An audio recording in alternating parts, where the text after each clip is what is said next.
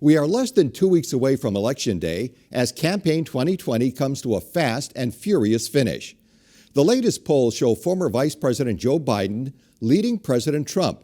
But as Hillary Clinton found out in 2016, the polls can be wrong. Could there be a repeat of 2016 this year?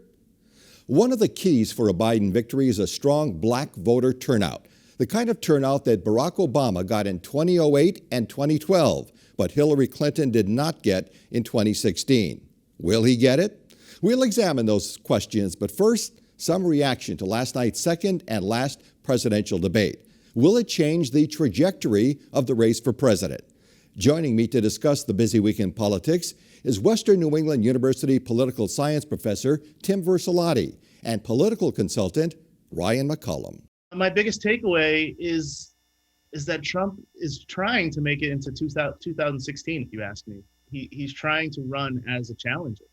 He kept time after time talking about what Joe Biden didn't do. He wasn't necessarily talking much about his record for the last 3.5 years. And I think it's because he's more comfortable as running as an outsider. That's what Trump is. He's an outsider. He's a businessman. He's not a politician, which he said multiple times on the debate stage. So remaking and he was successful in 2016.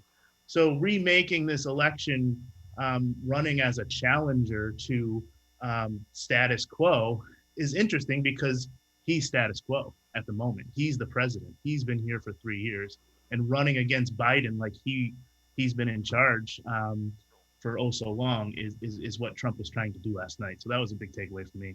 Tim, this was, as we all know, the second and last presidential debate.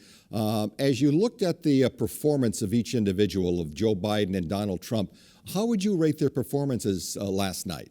Well, we saw a very different President Trump last night, no doubt in reaction to how his performance in the first debate was received.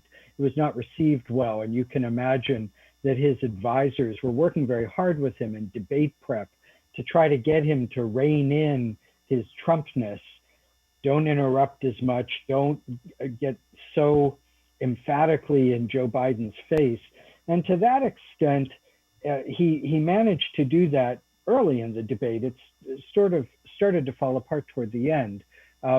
He tried to make his points, but a lot of his points were rooted in these Fox News conspiracies about payments from Russia and misdeeds in China involving Vice President Biden's son and other members of his family. And unless you had some background knowledge in that, I think most viewers were puzzled and really found it very difficult to follow the line of argument. Now, Joe Biden repeated what worked well for him in the first debate when he would face the camera head on, speak over the moderator, over his opponent, and address the American people with lines like, "This isn't about my family, this is about your family," and talking about the pandemic and the toll that the country has experienced. I will say, though, toward the end of the debate, Biden seemed to be running out of steam, seemed a little bit tired, a little less crisp than we've seen him in town hall meetings. And one could say, well, thrusting and parrying with an opponent for 90 minutes is a lot more arduous than taking questions from an interviewer. And the strain started to show just a little bit on the former vice president toward the end. Ryan, wanted to ask you too and get your thoughts on whether or not you felt either candidate, either President Trump or Joe Biden, move the needle in terms of getting undecideds to vote their way. Did the performance last night of either or both of them change the trajectory of the campaign, if you will? I don't know if it changed the trajectory per se, but I do think you could hear them speaking directly to certain states, right? Pennsylvania came up time after time. Trump brought up the oil industry states. So they are concentrating on those states where there might be, and I don't know, and the professor would know better than I wouldn't necessarily call folks undecided, but I do think there is a large swath of women who may have voted in some of the suburbs in 2016 for Trump who are now having second thoughts about him. And when he says things like, "I'm the least racist person in the room," and he's looking at a biracial woman while he says that, that's not moving the needle in his favor for voters of color. that's moving the needle away from him. Not only just voters of color, but those same women I'm talking about, those same white women. Racism is an issue for them, that they don't like racism, and so some of that stuff might be moving that one demographic group that is very, very, very important. Tim, what about you? Your thoughts? Did the performance of either candidate move that needle in terms of getting undecideds to say, okay, I'm going to vote for either Donald Trump or Joe Biden? I think the dynamic of the race stayed the same coming out of the debate. And I would reinforce Ryan's point about white women. Donald Trump won white women by 8 or 9 percentage points in the exit poll in 2016. And that is where he has suffered the most erosion in his support this year. And when the debate turned to the issue of separation of children from undocumented immigrants coming across the border, the sharp contrast in the two candidates' reactions. Joe Biden was morally outraged and made that very clear. Donald Trump first tried to argue, well, no, this is a policy that predated me. And then he said, well, the children are being very well cared for. I just imagined white suburban women hearing, any parent hearing that and saying, there's a very clear contrast between these candidates. So in terms of trying to win back some of the voters the president appears to have lost, I don't think he succeeded. I think they consolidated their bases, and in the end, the race is still pretty much the same. Tim, you've done a lot of work at Western New England University on polling. And I wanted to get your thoughts on the numbers right now, where they stand in terms of Joe Biden and President Trump. Biden ahead in the national polls, but how do the numbers compare this time around at this time with the last election in 2016? Well, we want to remember these national polls can obscure the real dynamics of the race. So depending on the poll you're looking at, Joe Biden has an average 8, 9, 10-point lead nationally. But we have to remember this is a series of 51 elections in the 50 states in the District of Columbia. Republicans have a structural advantage in that regard in the Electoral College because Democrats pile up huge majorities in safe states like New York and California. So it is conceivable that President Trump could lose by 3 and still eke out a win in the Electoral College. Biden's got to come in at 5 or higher to really be confident. And if we look at the must-win states for President Trump, the race is very close. He's got to win Florida. He's got to hang on to either Arizona or Pennsylvania. And the margins right now, the average between the two candidates is a point or 2. Michigan and Wisconsin, which put Trump over the top in 2016, seem to be slipping away from him now. So there are places where Trump still needs to make some inroads.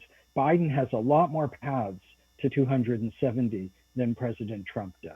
Ryan, what are the Democrats doing differently this time around than they did in 2016 to try and solidify, as the professor indicated, those key swing states that the president needs to win, or he's not going to win this election? But what are the Democrats doing to try to reverse what happened 4 years ago? Multiple things. I mean, it's math, right? So they have to figure out the math, and they did. In 2016, Michigan, Wisconsin, Pennsylvania, which were blue states, Hillary lost. And Hillary lost that because of turnout. And so Trump basically got the same amount of votes that Romney and McCain got in the 2 previous elections. Hillary's turnout was way lower than Obama's. So we have to get back up to that 2012, 2008 number of Obama's. And those numbers, a lot of them came out of the urban areas. So if you look at a place like Wayne County, which is where Detroit is, there was like 75,000 people who voted in 2012 that didn't show up in 2016. And Hillary lost by 10,000 votes. So it's turnout. And one of the things they did that was smart was they picked Kamala Harris to be the VP. Kamala Harris is going to get more people to come out in Philadelphia than Tim Kaine is.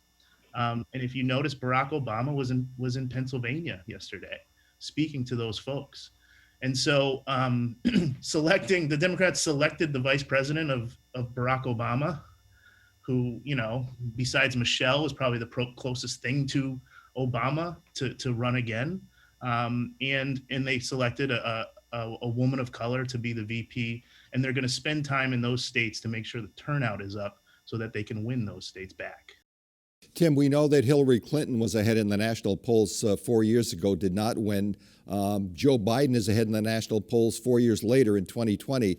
Could we see a repeat of what happened in 2016 in terms of a popular vote going the Democratic way, but the electoral vote going the Republicans' way, and in this case, President Trump winning again? It's possible. Now, one thing we want to bear in mind that was such a source of surprise 4 years ago was that a number of state-level polls were not weighting for education, and they were undercounting white voters without a college degree who were a key demographic for President Trump. Virtually all responsible polls these days are weighting on that education. So these leads that we're seeing for Biden in some of the key swing states, Michigan and Wisconsin in particular, probably a little more solid. Although I have to say, Michigan is kind of the Bermuda Triangle of polling. It's really hard to poll there over and over and over.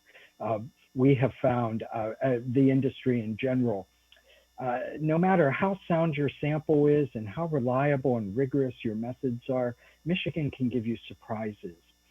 If you look at the websites that are doing probabilities of victory, 538.com gives Donald Trump a 1 in 4 chance, pretty significant. The Economist is a lot less optimistic for President Trump. They give him about a 7 or 8% chance. But that 1 in 4, you can't discount that. And so we see from the Biden campaign, they keep saying talk is a campaign and get out there as if they're 20 points down.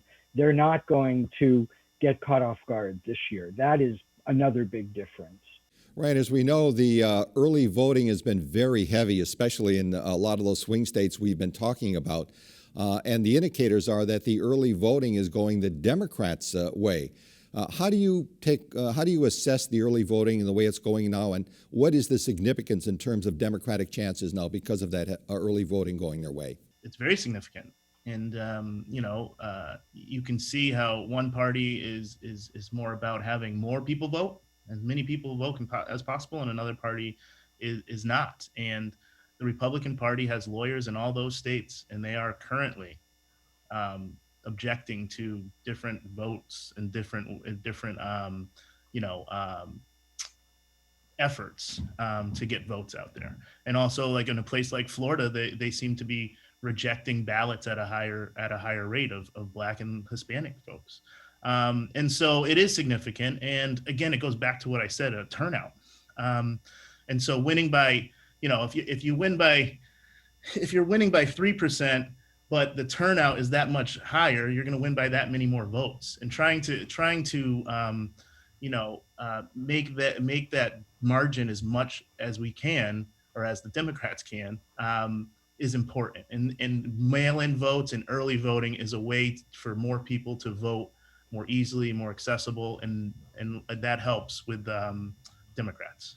Tim, what's your take on early voting and the way it's gone so far? Very heavy. Voter turnout looks like it's going to be tremendous. How do you see that playing out with either candidate? Well, it's pretty impressive. It's estimated that a third of the country has voted already with 11 days to go, and that the vote total will be significant. One thing that gives the Biden campaign concern is that some states will not count these early votes and these mail-in ballots until election night and the subsequent days. And so it's quite possible that President Trump could be ahead in the count on election night and declare victory and imply that any of the subsequent counts are somehow illegitimate. So the Biden campaign, no question about it, is staffing up, ready to go in every state that they're contesting to make sure that if there are any questions about the count, they have people on the ground to challenge that. One place where the early vote will be in on election night is Florida. And so that is a place where we'll have a pretty good sense on election night. And if Biden wins Florida, wow, it's really hard to see where President Trump finds the states to put together 270 votes. What are you looking for in the next 11 days or so between now and Election Day? How do you think things will shape up?